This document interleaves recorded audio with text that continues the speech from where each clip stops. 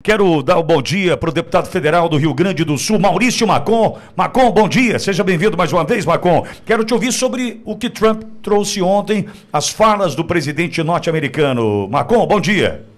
Bom dia, Pitoli, doutor Olavo, Navarro, a nossa audiência que acompanha. Olha, eu dormi feliz ontem. E se eu fosse americano, eu teria dormido mais feliz ainda, vendo que tem um presidente que tem planos para o meu país, que projeta o que quer fazer e principalmente sabe onde é que vai chegar. Nós aqui no Brasil temos Lula, eles têm Trump.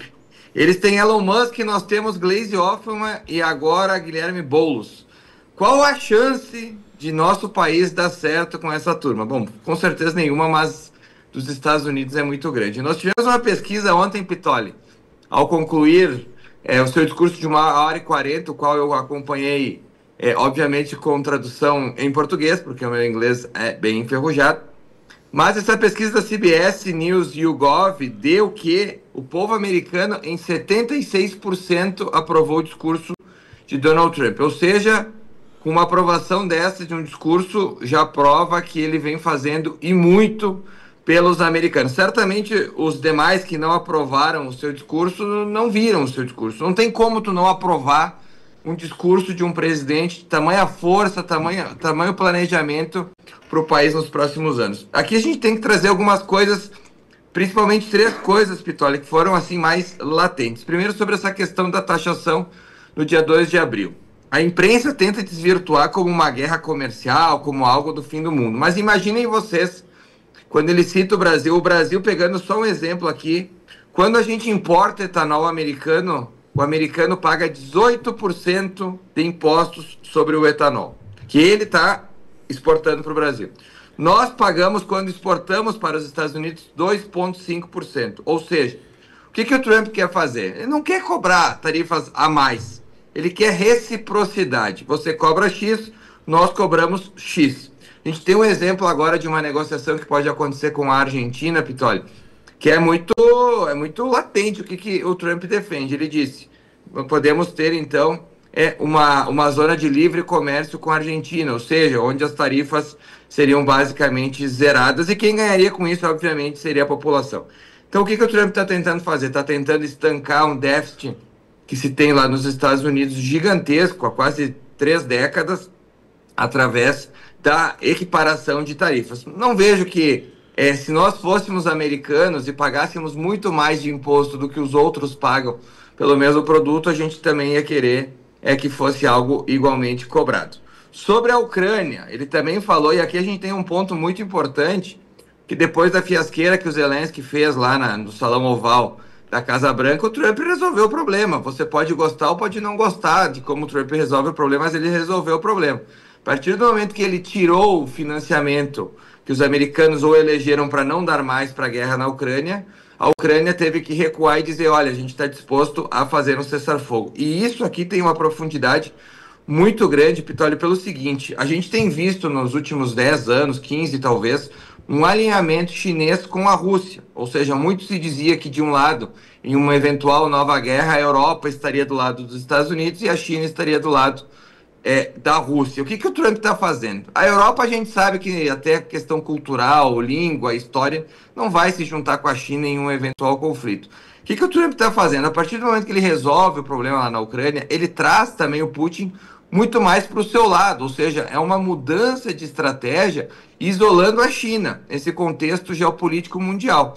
Porque ele basicamente deixa a China sozinha e traz a Rússia ao proporcionar paz lá naquela parte do mundo. Ele basicamente, a Rússia inclusive já ofereceu ajuda para negociar que o Irã não use armas, não desenvolva armas nucleares. Então o Trump está fazendo uma jogada ousada e muito inteligente. Nós, se juntássemos 100 mentes aqui brilhantes numa sala, eu acho que nós não chegaríamos a uma ideia tão genial como essa de tirar da China esse contato com a Rússia, né, esse alinhamento, digamos, até militar com a Rússia, e assim ele realmente promove a paz no mundo, porque a China isolada, a gente não tem perspectiva de uma guerra mundial. É genial o que ele fez.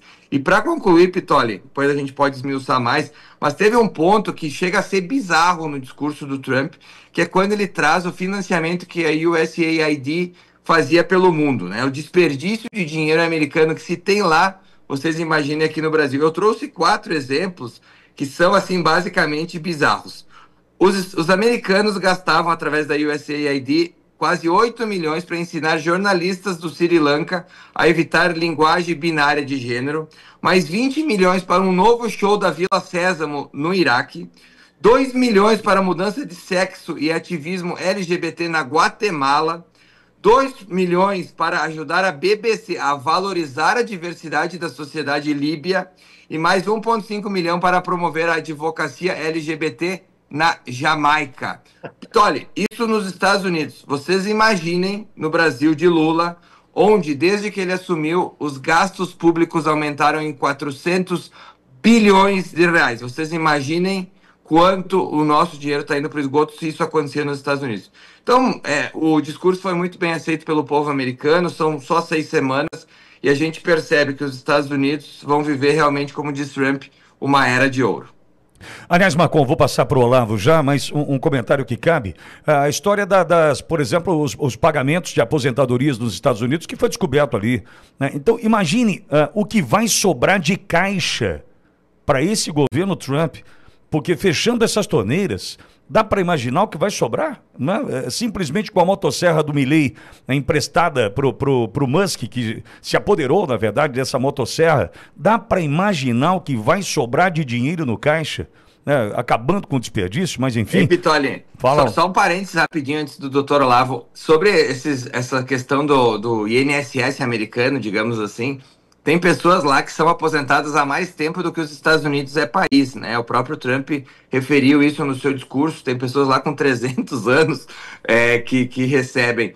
E realmente é bizarro, né? A gente tem uma questão de gasto e existe uma ideia, eu li, que o ministério ali, a secretaria do Elon Musk planeja, com a economia que está fazendo, dar um cheque para os americanos que poderia chegar a cada americano $5.000. No futuro, ele poderia dar um cheque de $5.000 com as economias que ele fez lá com o corte de gastos. Vocês imaginem o impacto que isso teria na popularidade do Donald Trump e também no ensinamento, né, a pedagogia para as pessoas entenderem que, por exemplo, aqui no Brasil, quando a gente destina 16 bilhões de reais para artista fazer música, exaltando muitas vezes a bandidagem, quando a gente gasta milhares e milhares de reais para Janja e passear lá na Itália, isso é dinheiro que poderia estar no nosso bolso para as pessoas comprarem comida, comprarem uma saúde, uma educação melhor. Então, didaticamente, se o Elon Musk realmente colocar em prática o seu plano de distribuir esse dinheiro economizado para os americanos de uma forma de um cheque, bom, isso será realmente revolucionário. Eu acho que tende a botar os republicanos pelos próximos 50 anos no poder. Aliás, uma coisa que a gente não pode esquecer é a cara dos democratas ontem, durante o discurso do Donald Trump, né? Inclusive usaram uma coisa que agora está proibida aqui no Brasil, de levar as plaquinhas para o Congresso, mas era bizarro, né? O Donald Trump, inclusive, ria na cara deles, dizendo: eu posso fazer o que melhor for e vocês não vão me aplaudir porque vocês não estão preocupados com o país. Fantástico, Pitoli. Eu acho que o discurso, 1h40, assim, assistir como se fosse um filme daqueles que a gente ama e realmente vai lembrar para sempre.